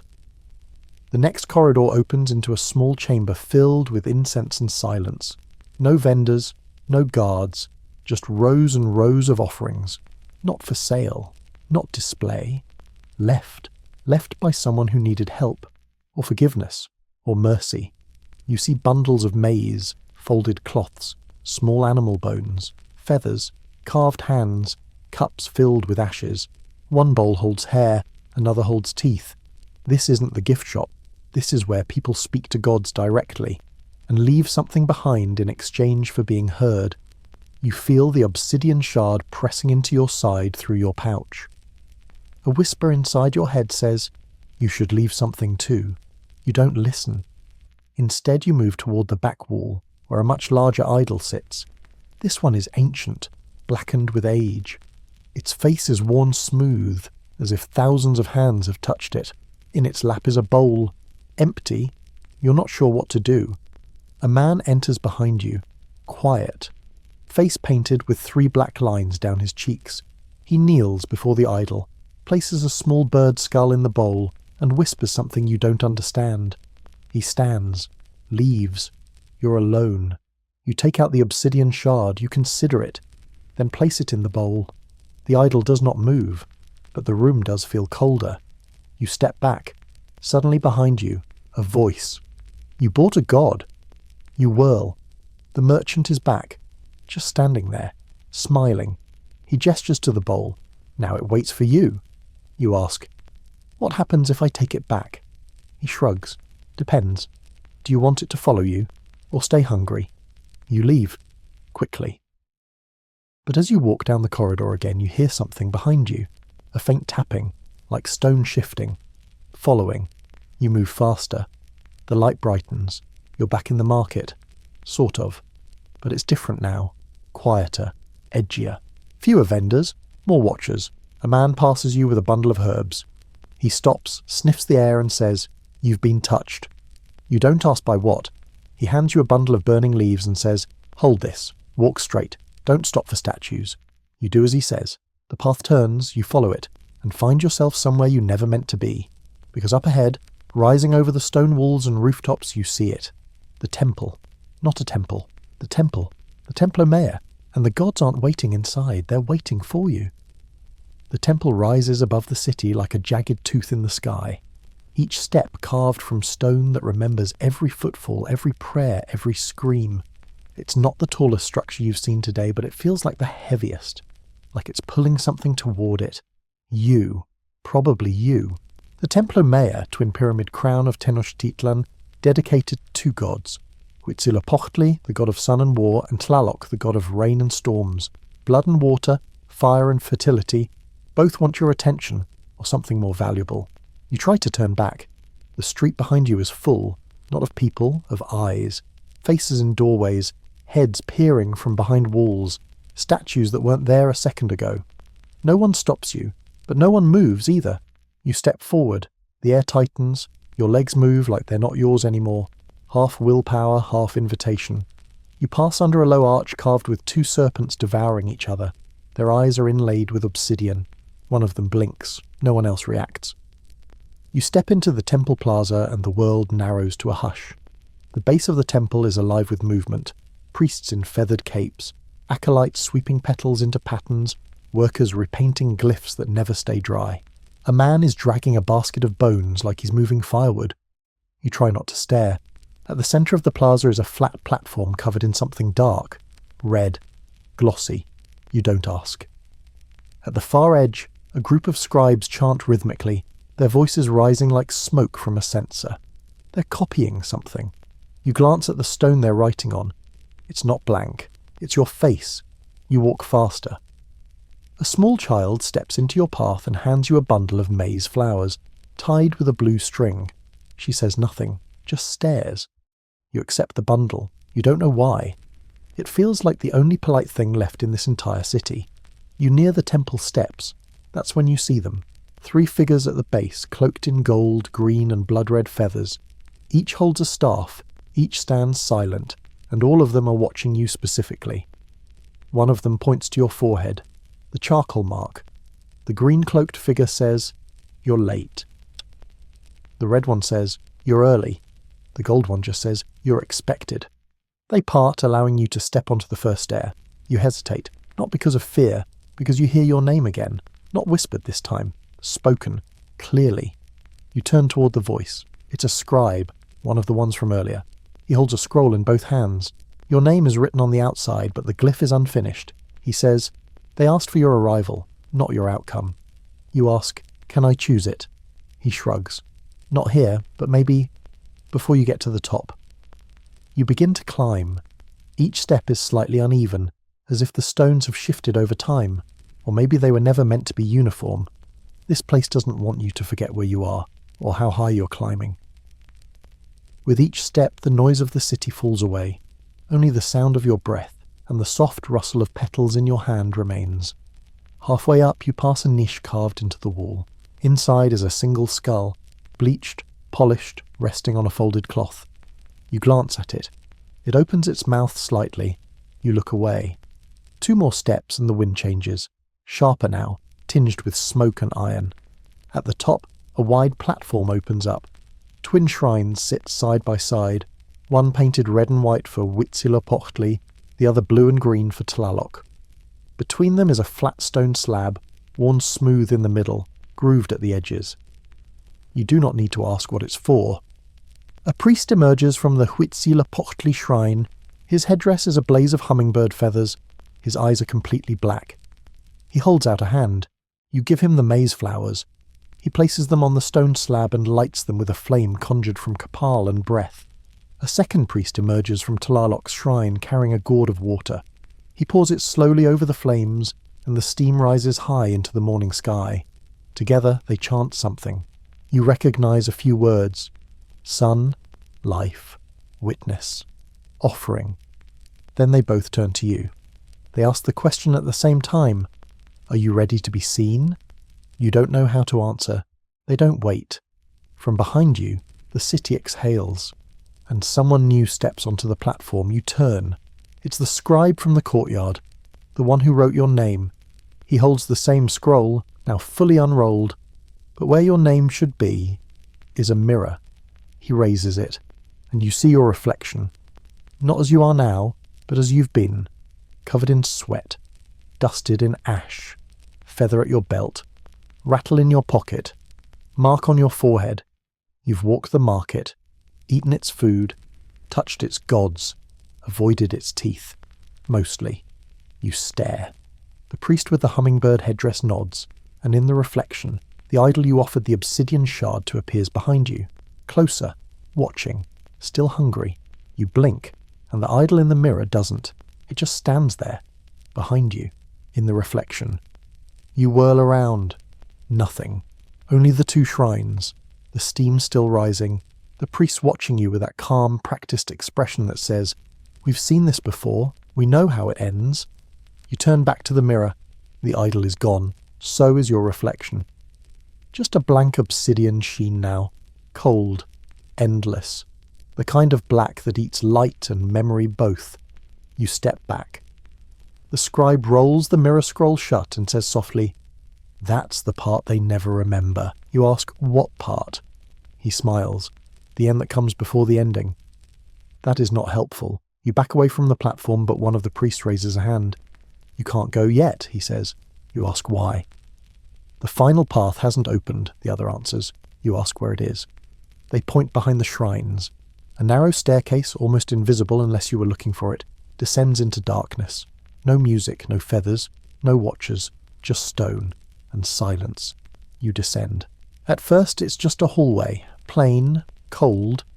Then the air shifts again, heavier, sweet, almost like the steam chambers but denser, closer.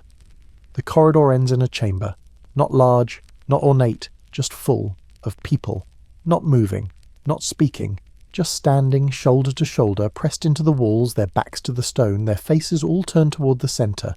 You enter slowly. In the centre of the room sits a stone box. No lid, no markings, just a basin. Inside it, ash, and something small resting on top, a feather. Not the one from your belt. That one's still there. This is different. Black, shimmering blue at the edge, like a raven that's been whispering secrets to gods. You reach toward it. The crowd doesn't move, but you feel them watch. Your hand trembles as you touch the feather. The ash swirls. A low sound rises. Not a hum, not a chant. More like a city remembering. The air grows thick. You feel your knees buckle slightly. The ash stirs again, then forms shapes. A market stall, a flower garland, a jaguar cub, a calendar dancer, a mirror. Everything you've seen, everything you've touched.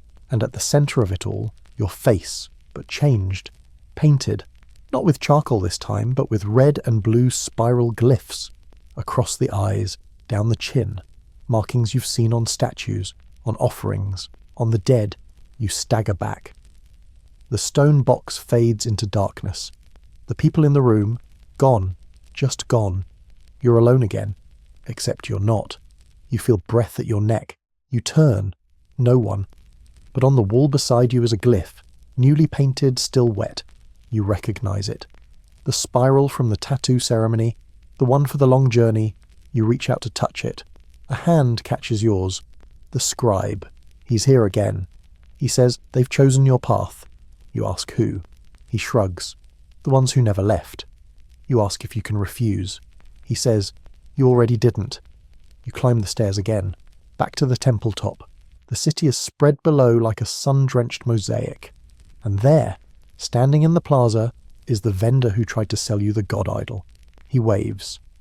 Behind him, the crowd parts, and a new figure walks forward. It's the woman who gave you the obsidian shard. She carries a drum now, not large, just enough to be heard in one direction, toward you. She begins to play. Boom, boom, boom. It matches your heartbeat again. The priests look at you. They say nothing, but their eyes are asking, "Do you know who you are now?" You don't answer. But you do step down from the temple, and the crowd opens. You walk through, past flower vendors and bone sellers, past feathered dancers and debt collectors, past gods in clay and spirits in stone, until you stand at the edge of the city. A man nearby whispers, "It's not the leaving that's hard." You ask what is. He says, "The remembering," then hands you something wrapped in palm leaf. You unwrap it. Inside, a tiny figurine. Yourself. Eyes wide. one hand raised, the other holding a rattle. The rattle from your pocket is gone, so is the feather. You're lighter now, and the wind is rising. You stand at the edge of Tenochtitlan, the city spread behind you like a dream unravelling. The sky is turning, still morning but heavy with the scent of something shifting. Stone underfoot, water in the air. You felt these things all day, but now they hum differently, not louder, just clearer. You hold the figurine in your hand, yourself, carved in miniature. The feather gone, the rattle gone, but this small effigy remains. Your face wide-eyed, arms posed like you're still deciding if you're waving hello or raising a shield. You ask someone nearby what it means. They say, a promise. You ask, to who? They shrug. Whichever god saw you first. You look back at the city. It's changed. Or maybe you have. The stalls are still there. The colours. The sounds. But now they seem too vivid, too perfectly arranged, like they're performing themselves. Everything glistens a little too much, moves a little too precisely. The people look at you like a stagehand who's wandered on stage during the climax of a play. Someone whispers, he went to the temple. Someone else replies, they always do, once the market chooses them. You start walking again, not back toward the temple, not toward the city centre, but into the maze of smaller alleys where the buildings tilt like they're in on a joke you haven't been told. You pass a wall where mural fragments fade in and out of light. You swear you see your silhouette painted between a feather merchant and a chili vendor. You don't stop. You keep going until the crowds thin and the buildings hunch low. Ahead, a mural wraps around the corner of a shrine. You approach it slowly.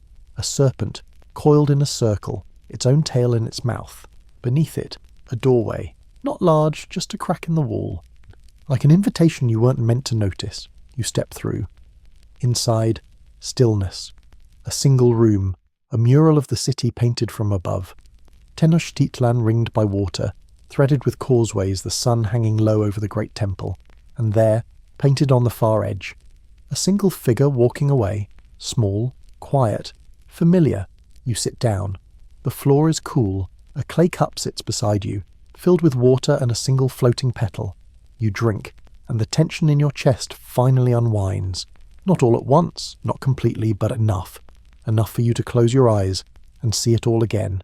The jaguar cubs yawn, the smoke curling from the tattooist's censer, the whisper of your own voice in the corridor, the feather, the rattle, the breathless pause before the calendar turned backward, the idol that tilted when no one else moved, and somewhere behind it all, watching, waiting, your name, still being written. You open your eyes, you stand, and step back into the light. The path has changed again. There are fewer people now, less noise, but still the eyes, always the eyes. Somewhere in the distance a drumbeat begins, not close, but not far enough. You take one last look at the figurine in your hand. It's different now. The arms are lowered, the eyes are closed. You tuck it away and walk on, not because the city told you to, but because it let you go. And now, let's let everything soften. The footsteps fade behind you. The city, once humming with motion and music, slows like a spinning top winding down. The colours fade to warm earth tones, the sounds dim to a faint rustle, wind through feathers, water lapping gently at the base of a shrine. Even the air feels softer now, like silk that's been worn smooth by stories. That heaviness in your chest, the tension in your jaw, it can leave now too. You're not in the market anymore. You're not watching, not being watched. You're just here, breathing. If you close your eyes, maybe you can still feel the sun over the stone, the whisper of smoke brushing your skin, the weight of a gift you never asked for, and the strange peace that comes from having carried it anyway. There's no more drumming now, no chanting, no riddles disguised as directions, only quiet, only the soft, steady rhythm of your breath. In and out, in and out. You're not holding anything now, no tokens, no feathers, just rest. Just that subtle hum of calm at the edge of sleep, like a temple breathing beneath the earth, like a market that never closes, like a name written where no one can erase it. You're safe now. You're done walking. Let the lights dim. Let the gods sleep. Let your story rest beside theirs. Rest beside theirs. Rest beside theirs. Rest beside theirs. Rest beside theirs. Rest beside theirs. Rest beside theirs. Rest beside theirs. beside theirs, beside theirs, beside theirs,